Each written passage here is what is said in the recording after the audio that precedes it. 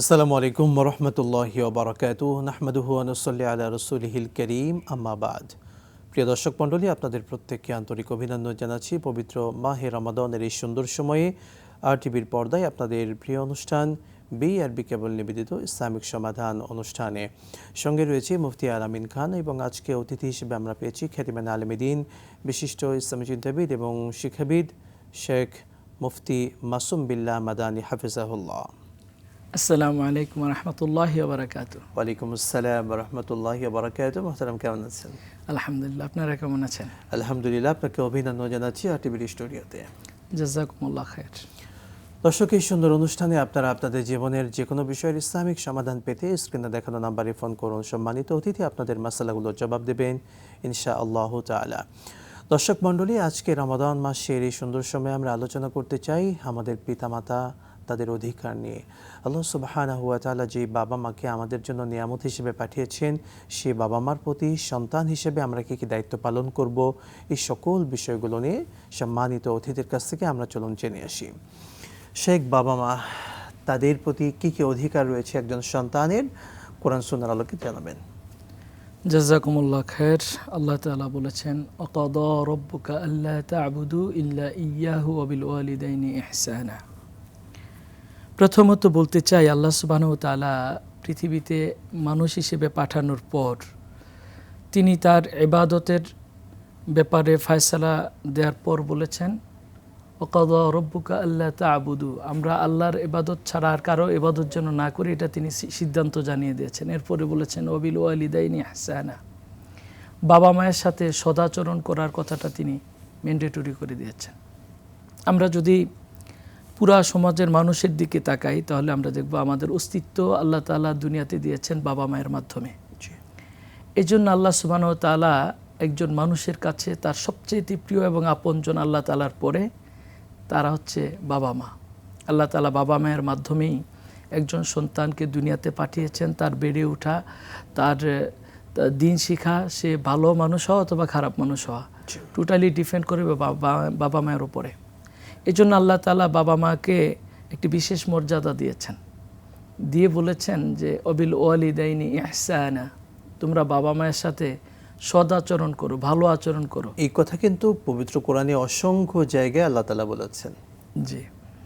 এরপর আল্লাহ তাআলা শুধু ইহসানা করার কথা বলেই শেষ করেন নাই, তিনি বলেছেন ইম্মা ইয়াবলুগান্না ইনদাকাল কিবারা আহাদুহুমা আও কিলাহুমা, যদি বাবা মায়ের দুজন অথবা কোনো একজন তোমাদের কাছে বৃদ্ধ অবস্থায় উপনীত হয়, ফালা তাকুল্লাহুমা উফ, তোমরা তাদেরকে এমন ব্যবহার বা এমন ভাষা ব্যবহার করবে না যাতে করে বাবা মা কষ্ট পেয়ে হোক অথবা মনের কষ্ট থেকে হোক উফ শব্দ ব্যবহার করে, অথবা বাবা মায়ের আচরণে তুমি উফ কোনো শব্দ ব্যবহার করবে না, মানে সামান্যতম কষ্টও যেন তারা না পান। বাক্য বিনিময়ের মাধ্যমে যেন কষ্ট না পায়, ব্যবহারের দিক থেকে। জাযাকাল্লাহ। আমরা শুনবো, দর্শক আছেন। আসসালামু আলাইকুম ওয়া রাহমাতুল্লাহ। কে আছেন দর্শক, বলুন। হ্যালো হুজুর, আসসালামু আলাইকুম। ওয়ালাইকুম আসসালাম, বলুন দর্শক। জি হুজুর, আমার প্রশ্নটা ছিল আপনার কথাগুলো অস্পষ্ট পাচ্ছি, প্রশ্নটি আবার করবেন। মানে আমি বলছি যে জানাজান বুঝতে পেরেছি। শেখ, জানাজার নামাজ নিয়ে তিনি সম্ভবত প্রশ্ন করছিলেন, মনে হয় এমনটি হবে। জানাজার সালাতের ফরজ কিংবা জানাজার সালাত কিভাবে আদায় করতে হয়, যদি সেটি একটু বলে দিতেন দর্শককে। জানাজার সলাত, এটা নিয়ে যদি সলাত বলা হয় তাহলে জানাজার সলাতের নিয়মের মধ্যে সূরা ফাতিহাটা ম্যান্ডেটরি হয়, লা সলাতা লিমান লাম ইয়াকরাহিল ফাতিহাতুল কিতাব। আর আমাদের হানাফি মাযহাব অনুযায়ী জানাজার সলাতটাকে দোয়া বলা হয়েছে। এজন্য 4 তাকবীরে ইমামের পিছনে আমরা প্রথম রাকাতের যে প্রথম তাকবীরের মধ্যে পরে আমরা কেউ সানা পড়ি অথবা সূরা ফাতিহা, সানা পড়লেও হয়ে যাবে, ফাতিহা পড়লেও হবে। এরপরের তাকবীরে দুরুদ ইব্রাহিম, এরপরের তাকবীরে হচ্ছে দোয়া যেটা আছে সেই দোয়াটা পড়া। কেউ যদি একদম শেষের দিকে এসে জানাজায় শরীক হয়, তিনি শেষে দোয়াটা পড়লো, কিন্তু আগের তাকবীরগুলো তিনি আদায় করবেন। এই সলাতের মধ্যে কোনো রুকু নাই, সিজদা নাই, যেহেতু রুকু সিজদা নাই, এই জন্য কোনো কোনো ফুকাহায়ে কেরাম এটাকে দোয়া বলেছেন, আর কেউ কেউ বলেছেন এটা সলাৎ। যেহেতু তাকবীর দিয়ে শুরু এবং সালাম দিয়ে শেষ, সেজন্য এটা সলাৎ। সলাৎ হলে এটাকে শেখ, জানাজার বিষয়ে একটি বিষয় বলবেন, অনেকে জুতা পায়ে দিয়ে জানাজার সালাত আদায় করেন, আসলে এটা ঠিক কিনা? হ্যাঁ, জুতা যদি তিনি শতভাগ নিশ্চিত হন যে জুতার নিচে কোনো ময়লা নেই, যেটা অপবিত্র হওয়ার সম্ভাবনা থাকে, যদি না থাকে তিনি পরতে পারেন। কারণ নবী করিম সাল্লাল্লাহু আলাইহি সাল্লাম খরম তৎকালীন সময়ের যে জুতার ব্যবস্থা ছিল সেটা পরে তিনি সলাত আদায় করেছেন, সাহাবায়ে কেরাম আদায় করেছেন। তবে নিশ্চিত হতে হবে যে সেটা যেন পবিত্র থাকে। জি, বারাকাল্লাহু ফিক। আমরা মূল টপিকে জানতে চাই, বাবা মায়ের প্রতি, বিশেষ করে আমরা সন্তান হিসেবে আমরা বৃদ্ধ অবস্থায়, তখন মূলত বাবা মায়ের সঙ্গে আচরণ দেখানোর কিন্তু মেন সময় তখন থাকে বৃদ্ধ অবস্থায়। আমরা তাদের প্রতি যতটুকু খেয়াল করার দরকার অনেক সন্তান করতে চায় না। হয়তো 5 সন্তান আছে, তখন এই সন্তান বলে যে ওই সন্তানের ওই ছেলের কাছে তুমি খাও, উনি বলে তোমার কাছে, তার কাছে তুমি খাও। অর্থাৎ বাবা মাকে কেমন যেন একটা বোঝা মনে করে অনেকে আছে, এই কালচার কিন্তু আছে। যদি সেই বিষয়টা বলতেন, আসলে বাবা মা কি বোঝার মতো? হ্যাঁ, প্রথমত যেহেতু বিষয়টা হচ্ছে বাবা মায়ের হক, সেই হিসেবে বলবো যে বাবা মা আমাদের প্রত্যেকের অধিকার। হওয়ার কথা ছিল এটা যে বাবা মা আমার কাছে থাকবে, আমার কাছে থাকবে। প্রত্যেকেই প্রতিযোগিতা করার কথা ছিল যে আমার বাবা মা আমার কাছে থাকবে। 5টা ছেলে থাকলে 5টা ছেলের দাবি থাকবে বাবা মা আমার কাছে থাকবে। কিন্তু হচ্ছে উল্টাটা। এখানে একতরফা দোষ আমি দিতে চাই না। কারণ হচ্ছে বাবা মা যদি সঠিকভাবে সন্তানদেরকে লালন পালন করে দিন শিখাতেন, বাবা মায়ের কদর বুঝাতেন, আল্লাহকে চিনাতেন, তাহলে প্রতিযোগিতাটা ওই রকমই হতো যে আমার বাবা মা আমার কাছে থাকবে, আমার জান্নাতটা আমি কনফার্ম করতে চাই বাবা মায়ের খেদমত করার মাধ্যমে। এই ক্ষেত্রে বাবা মা হয়তো বা, জানি না আল্লাহ তাআলা, 2-1 নাফরমান সন্তান তো থাকতেই পারে যারা বাবা মার সাথে অসাধু আচরণ করবেন, তার জন্য তো জাহান্নাম অবধারিত। একটা বিষয় আসলে অনেক সময় ছেলেরা চায়, কিন্তু ছেলের ওয়াইফ অর্থাৎ বৌমার জন্য কিন্তু অনেক সময় এটা হয়ে ওঠে না। অর্থাৎ ছেলের ওয়াইফরা চেষ্টা করে স্বামীদেরকে বিভিন্নভাবে ডাইভার্ট করার জন্য, একটা আলাদা প্রেশার ক্রিয়েট করে। এইগুলো কালচার কিন্তু আমাদের ভিতরে আছে। যদি সেটা নিয়েও বলতেন, আসলে বৌমাদের কি দায়িত্ব শ্বশুর শাশুড়ির প্রতি, এখানে তাদের কি কর্তব্য? ইদানিং মাদ্রাসা পড়ুয়া বৌমারাও কিন্তু প্রশ্ন তুলে যে শ্বশুর শাশুড়ির খেদমত করা আমার উপরে ফরজ না, কারণ আমার উপরে ফরজ হচ্ছে স্বামীর খেদমত করা। আমি আমাদের ওই বোনদেরকে বা ওই মা বোনদেরকে বিনয়ের সাথে অনুরোধ করব, আপনি আপনার হাজব্যান্ডের হয়েই কিন্তু আপনার শ্বশুর শাশুড়ির খেদমতটা আপনি করবেন। এবং তাদের খেদমত করা মানে হচ্ছে আপনার হাজব্যান্ড তার বাবা মাকে খেদমত করছেন। এখন আমি বা আমার বোন বা আমার মা যদি আমার দাদা দাদি বা আমার মায়ের শ্বশুর শাশুড়ি, বোনের শ্বশুর শাশুড়ির খেদমত এজন্য করলো না যে এটা আমার উপর আল্লাহ তাআলার পক্ষ থেকে ফরজ না, তখন তো দেখা যাবে যে যেই বোন বা যে মা তার শাশুড়ির খেদমত করছেন না, তার সন্তান বা তার হাজব্যান্ড কিন্তু তার মায়ের খেদমত করতে হবে। এতে করে সে বাহিরে যে সময় দিচ্ছে পরিবারের জন্য, স্ত্রীর জন্য, সেই সময়তে ব্যাঘাত ঘটবে। এই জন্য স্বামীর রিপ্রেজেন্টেটিভ হিসেবেই আমাদেরকে কর্তব্য পালন করতে হবে। এতে আল্লাহ তাআলা ফরজ করলো কি করলো না, এই বাহানায় নিজেকে দূরে সরানোর কোনো সুযোগ নাই। এবং নিঃসন্দেহে তিনি অপরাধীর তালিকায় পড়বেন যে বোন তার স্বামীকে বা তার হাজব্যান্ডকে তার বাবা মা থেকে আলাদা বা দূরে সরিয়ে রাখে, কিন্তু সময়ের ব্যবধানে একটা সময় ওই বোন কিন্তু এক সময় শাশুড়ি হবেন, তিনিও শাশুড়ি হবেন। তখন চোখের পানি ফেলবেন, কিন্তু সময়টা ফিরিয়ে আনা সম্ভব না। তিনি হয়তো তার শাশুড়িকে পেলে ক্ষমা চাইবেন, হয়তো বা ওই সময়টা তার শাশুড়ি আর দুনিয়ায় থাকবে না। আবার তিনিও চাইবেন যে তার পুত্রবধূ যেন তার খেদমত করে, হয়তো বা আল্লাহ তাআলা সেই সুযোগটা দিবেন না। এজন্য আমি অনুরোধ করব যে আপনার স্বামীর উপরেই তার বাবা মার খেদমত করা ফরজ। আপনি আপনার স্বামীর রিপ্রেজেন্টেটিভ হিসেবেই তার নিজের মা বাবা মনে করেই আপনি তার খেদমত করবেন। অন্যভাবে যদি বলি যে আমি যদি আমার ওয়াইফ যদি আমার বাবা মাকে খেদমত করে, তার ভাইয়ের যে পুত্রবধূ আসবে, অর্থাৎ তার মায়ের যে পুত্রবধূ, তারাও কিন্তু তার বাবা মায়ের খেদমত করবে। অবশ্যই সুন্দর বলছিলেন, শুনবো। দর্শক আছেন। আসসালামু আলাইকুম ওয়া রাহমাতুল্লাহ। দর্শক কে আছেন, বলুন। ওয়ালাইকুম সালাম। মানে বেতের নামাজ পড়ার পর কি সবাইকে ধরে নামাজ পড়া যাবে? বুঝতে পেরেছি, সঙ্গেই থাকুন, বিরতির পরে ইনশাআল্লাহ শায়েখ জবাব দিবেন। দর্শক মণ্ডলী, আরটিভির পর্দায় আপনারা দেখছিলেন আপনাদের প্রিয় অনুষ্ঠান বিআরবি কেবল নিবেদিত ইসলামিক সমাধান। সময় হলো ছোট্ট বিরতি, সঙ্গেই থাকুন, ফিরছি ইনশাআল্লাহ।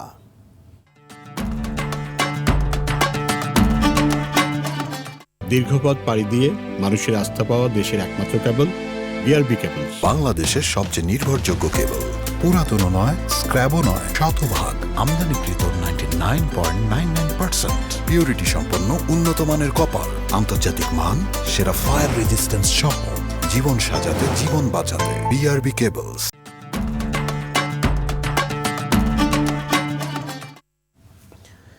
বিরতির পর আবারও স্বাগত জানাচ্ছি দর্শক মণ্ডলী আপনাদের প্রত্যেককে আরটিভির পর্দায় বিআরবি কেবল নিবেদিত ইসলামিক সমাধান অনুষ্ঠানে। সুন্দরী অনুষ্ঠানে আমরা আজকে আলোচনা করছিলাম বাবা মায়ের প্রতি সন্তানেরা কী কী দায়িত্ব পালন করবেন। আমাদের কাছে আপনাদের জীবনের যে কোনো বিষয়ের ইসলামের সঠিক সমাধান পেতে চাইলে স্ক্রিনে দেখানো নাম্বারে ফোন করুন।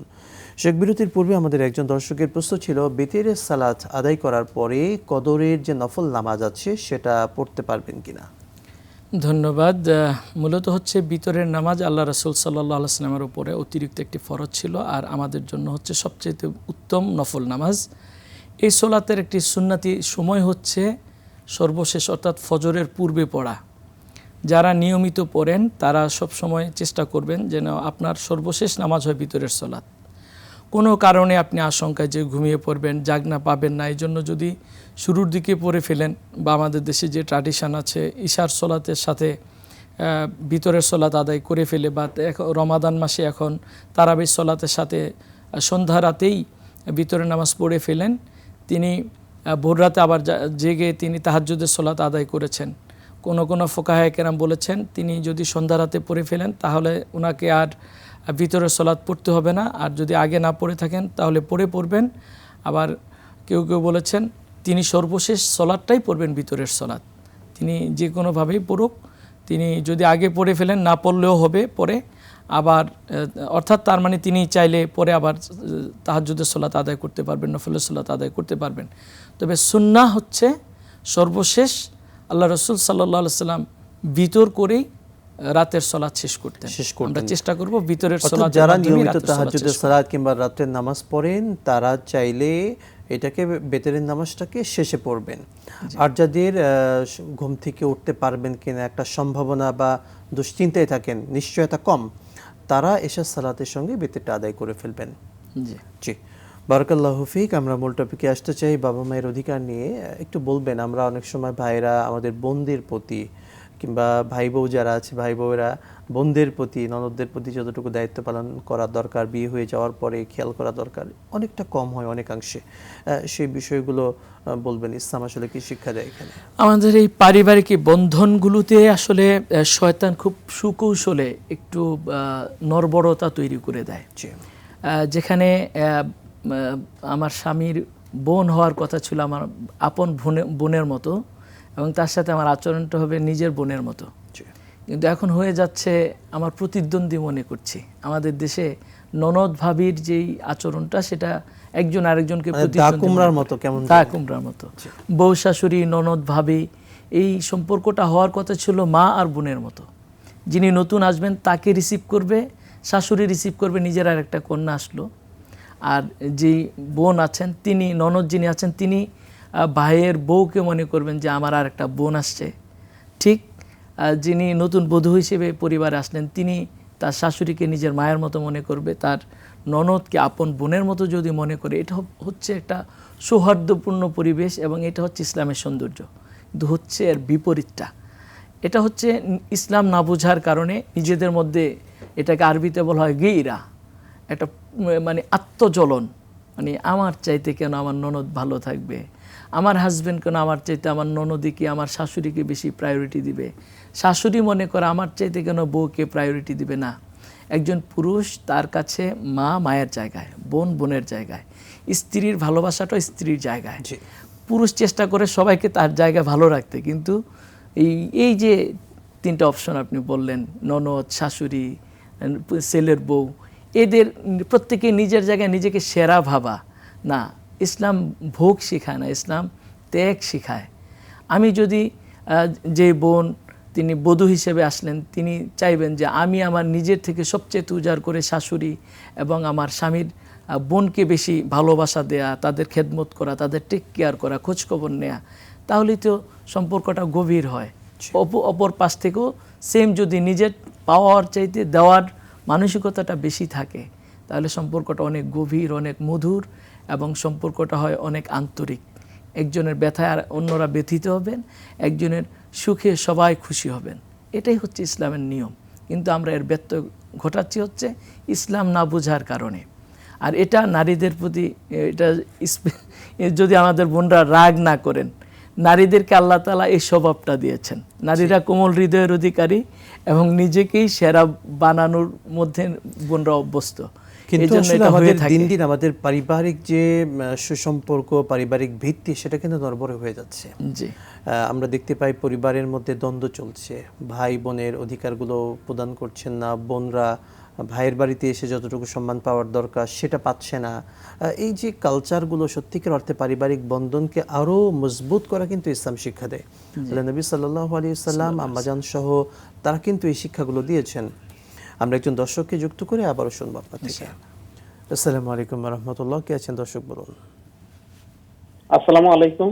ওয়ালাইকুম আসসালাম ওয়া রাহমাতুল্লাহ। বলুন দর্শক। জি, আমি পাবনা থেকে বলছিলাম। জি দর্শক।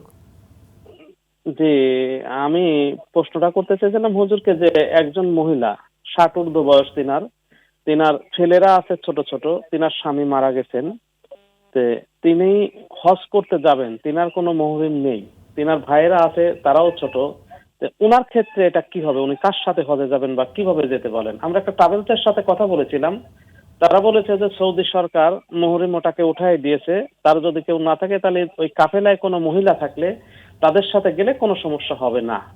এটা কি সমাধান একটু যদি জানাতেন। গুরুত্বপূর্ণ প্রশ্ন করেছেন, সঙ্গেই থাকুন মোহতারাম। আপনি দীর্ঘদিন যেহেতু হজ ওমরা নিয়ে আপনি কাজ করছেন, আপনি যদি সেই বিষয়টি ক্লিয়ার করতেন, একজন মহিলা তিনি কি মুহরিম ব্যতীত হজের সফরে যেতে পারবেন কিনা? সুন্দর প্রশ্ন।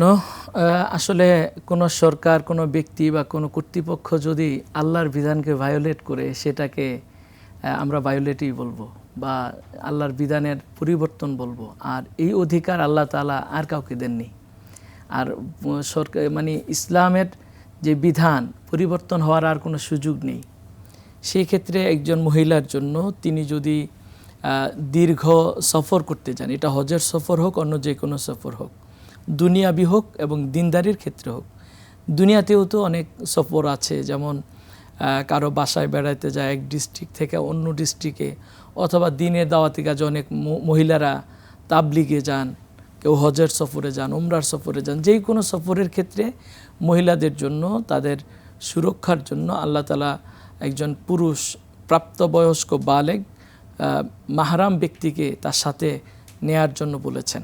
এই ক্ষেত্রে যদি কোনো মা বা কোনো বোন তার হজের সফরের ক্ষেত্রে মাহরাম না পান, তিনি অপেক্ষা করবেন যতক্ষণ পর্যন্ত না তার মাহরাম বালেগ না হয় বা মাহরাম পাওয়া না যায়। এখন সৌদি সরকার উঠিয়ে দিল, এই কারণে আপনি আরেকজনের সাথে গেলেন, ওখানে অনেকগুলো ঝামেলা আছে। যেমন আপনি অসুস্থ হয়ে গেলেন, আপনাকে সে বোন অসুস্থ হয়ে গেলে সে বোনকে টেক কেয়ার করার মতো কেউ নাই, তিনি অসুস্থ হলেন, এখন তাকে ধরবে কে? এই যে ঝামেলাগুলো আছে, রাষ্ট্রীয়ভাবে কোনো একটা বিপদে পড়লেন, তখন মাহরামটা খুব জরুরি। অসুস্থতার ক্ষেত্রে যেমন কোনো আইনি প্যাচে পড়লেও তো একজন মাহরাম দরকার, এবং কোনো সেবা শুশ্রূষা করার জন্য মাহরাম ব্যক্তি দরকার। এই জন্য আল্লাহ তাআলার বিধানটাকেই প্রায়োরিটি দেওয়ার জন্য আমি বলবো যে সৌদি সরকার উঠিয়ে দিয়েছেন, এটা তাদের কোনো বাণিজ্যিক উদ্দেশ্য থাকতে পারে। হয়তো তারা মনে করেছে যে এখন অল্প সফরে চলে আসতেছে, রাষ্ট্রীয় নিরাপত্তা জোরদার করেছেন, এইটাকে হতে পারে, তারা ভাবতে পারে বা হতে পারে। কিন্তু আমরা আল্লাহর বিধানটাকেই বেশি প্রায়োরিটি দেওয়ার জন্য অনুরোধ করব যে মাহরাম ছাড়া যেন আমরা হজ উমরা সহ দুনিয়া বা জাগতিক বা পারলৌকিক কোনো সফর যেন আমরা না করি, চেষ্টা করব। জাযাকাল্লাহু খাইরান। খুবই গুরুত্বপূর্ণ প্রশ্ন আসলে অ্যান্সার দিলেন যে আল্লাহ তাআলার বিধানের কাছে আমাদের অন্যান্য কোনো বিধান কিন্তু এটা কার্যকর নয়। আল্লাহ যে বিধান দিয়েছে সেই বিধানটাই আমাদের জন্য পালনীয়, বিশেষ করে হজ উমরা সহ এই সমস্ত বিষয়। নিঃসন্দেহে মা বাবার অধিকার নিয়ে সবশেষে একটু বলতেন, বাবা মা যখন ইন্তেকাল করে তখন সন্তান হিসেবে কি দায়িত্ব থাকে আমাদের ইন্তেকালের পরে? মাশাআল্লাহ, আল্লাহ তাআলা বলেছেন অকুর রব্বির হামহুমা কামা রব্বায়ানি সগীরা। প্রথমত হচ্ছে আমরা তাদের জন্য দোয়া করব, যে দোয়াটাও আল্লাহ শিখিয়ে দিয়েছেন। অকুল, আপনি বলেন, রব্বির হামহুমা, হে রব আপনি তাদের দুজনের প্রতি রহম করুন, যেমনিভাবে তারা আমাদের ছোটবেলায় আমাদেরকে তাদের ভালোবাসার চাদর দিয়ে আবৃত্ত করে বড় করেছেন। আসলে এই জায়গাটা যদি একটু ডিপলি চিন্তা করি, আমরা যখন মায়ের পেট থেকে বের হয়েছি বলতেও পারি না যে মা আমার ক্ষুধা লেগেছে। আমার কান্নার আওয়াজের শব্দ শুনে মা বুঝেছেন আমার সন্তানের খাবার দরকার। তিনি কোন খাবারটা আমার জন্য সুস্বাদু, তিনি যদি তখন আমার মুখে লবণ বা অন্য কিছু দিতেন, হয়তো দুনিয়ার জীবন সেখানেই শেষ হতো। আমার জন্য সুস্বাদু স্বাস্থ্যকর খাবারটাই মা দিয়েছেন। আল্লাহ তাআলাও মায়ের মাধ্যমে আমার জন্য স্বাস্থ্যকর খাবারটা প্রেজেন্ট করেছেন। আমার মা তার বুকের দুধ দিয়ে আমাকে লালন পালন করেছেন। তো আল্লাহ দোয়ার মধ্যে ওইটাই তুলে ধরেছেন যে তুমি বলো যে আমার রব, আমার বাবা মাকে তুমি ওইভাবে তোমার রহমতের চাদর দিয়ে আবৃত করে দাও যেমনিভাবে আমার ছোটোবেলায় আমার বাবা মা তাদের স্নেহের, তাদের ভালোবাসার পরশ দিয়ে আবৃত্তি করে আমাদেরকে বড় করেছেন। তো প্রথমত সন্তান হিসেবে আমাদের উচিত হচ্ছে বাবা মায়ের জন্য দোয়া করা এবং তারা মারা যাওয়ার পরে তাদের জন্য ইসালে সওয়াব, তাদের আল্লাহ সুবহানাহু ওয়া আত্মার তাআলা মাগফিরাতের জন্য দান সদাকা করা। জি, এবং আল্লাহ সুবহানাহু ওয়া তাআলা আমাদের প্রত্যেক বাবা মাকে মাফ করে দিন। যারা ইন্তেকাল করেছেন তাদেরকে জান্নাতুল ফিরদাউসের মেহমান হিসেবে কবুল করুন, আল্লাহুম্মা আমিন। প্রিয় দর্শক মণ্ডলী, বাবা মা আমাদের কাছে সবচেয়ে দামি সম্পদ। সে দামি মানুষগুলোর জন্য আসুন রবের কাছে আমরা কায়মন বাক্যে দোয়া করি, তাদের জন্য দান সাদাকা করি, তাদের মাগফিরাতের জন্য ইস্তেগফার করি। রব্বি করিম সকল বাবা মাকে ভালো রাখুন, আল্লাহুম্মা আমিন। দর্শক মণ্ডলী, আর টিভির এই সুন্দর অনুষ্ঠান দেখছিলেন বিআরবি কেবল নিবেদিত ইসলামিক সমাধান। বিদায় নিচ্ছি। আসসালামু আলাইকুম ওয়া রাহমাতুল্লাহি ওয়া বারাকাতুহু।